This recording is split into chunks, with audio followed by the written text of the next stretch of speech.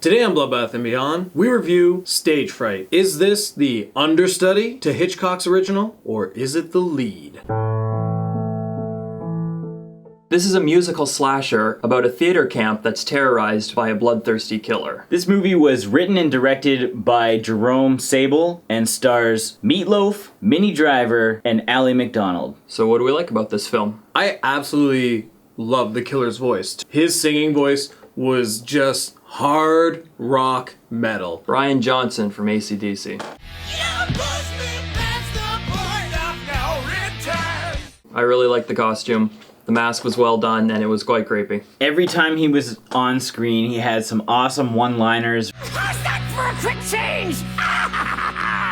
I enjoyed the homages to classic slasher films. Also, I liked that the play that they were putting on, obvious a play on the Phantom of the Opera. However, in one scene, they did have posters up of other well-known plays. We had Arkansas, Oklahoma, Les Produçables, like Les Miserables, except the producer, so that's kind of a 2-for-1. I really enjoyed that one. One of the things that I actually liked that I think a lot of people might complain about, I haven't seen any other reviews, the use of wipe transitions. When you have two competing actresses for the main role of Sophia, basically this guy's trying to swoon them both and try and get in their pants. The director. As he decides who he wants, they're basically fighting with screen real estate to see who's going to be the better Sophia and going to be the main actress of the movie. And I just thought that was really well done as far as editing standpoint goes. And given the subject matter of competing via physical favors, it was quite funny.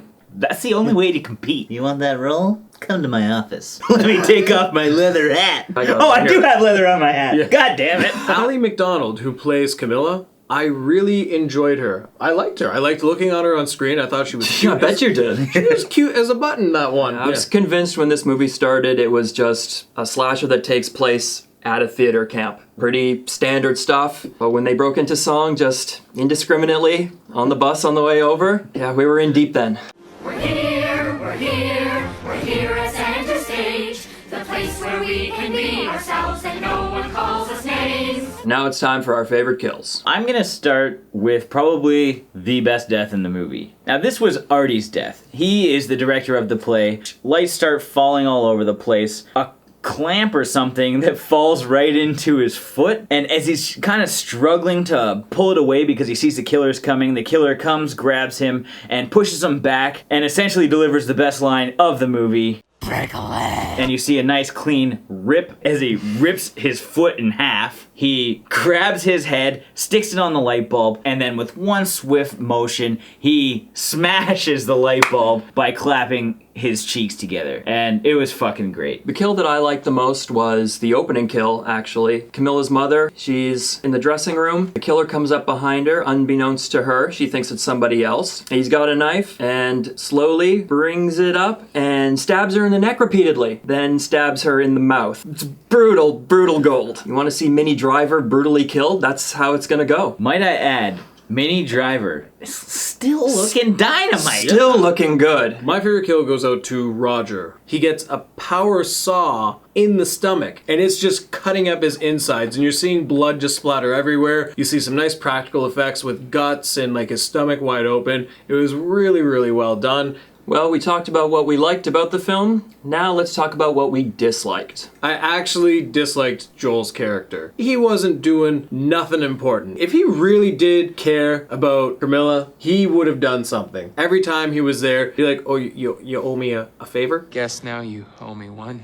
It's theater camp. You love this girl, go for it. Don't just let her bugger off with Artie. I'll owe you one. You know what? I hated the amount of misdirection. All the characters that they were pegging as the killer as the movie went along, it wasn't confusing. It was just like, all right, we get it. You're trying to insinuate that this guy's the killer. It's kind of obvious what you're doing. The whole slasher part of this movie didn't really have enough slashing going on. Nobody really got killed until like the third act with a few exceptions. My only other big dislike was some of the audio when the killer was talking. But every time he talked, there was like a hard metal soundtrack that was going on, and it was super loud, and it was kind of difficult to hear what he was saying. I thought there was going to be a whole lot more songs, but after a while they just kind of stopped doing it so often. There wasn't enough numbers, and I know that sounds like a strange complaint coming from a slasher film, but stick with it. If that's what you're gonna do, do it. And now it's time to talk about our final thoughts and rating. This was a movie that wasn't taking itself seriously. It's kind of cool to see those two genres kind of mesh together. It reminded me of Glee and Scream, because Scream has all those little homages to other slashers, and so did this. My biggest dislikes were like off-screen kills, but I mean, the kills that we had on screen were great. Used practical effects to really boost the slasher part of this film. Overall, I think this is definitely worth checking out. So I'm gonna give this 4.6 shining chests of swords out of 5. Though it did lack in a couple of on-screen deaths, I found this slasher to be very entertaining. This one not only killed with puns, but he did so in song. He had a really cool look, and his weapons were awesome. So that being said, I'm going to rate this movie 4 hilarious references to kabuki out of 5. What Japanese tradition involves covering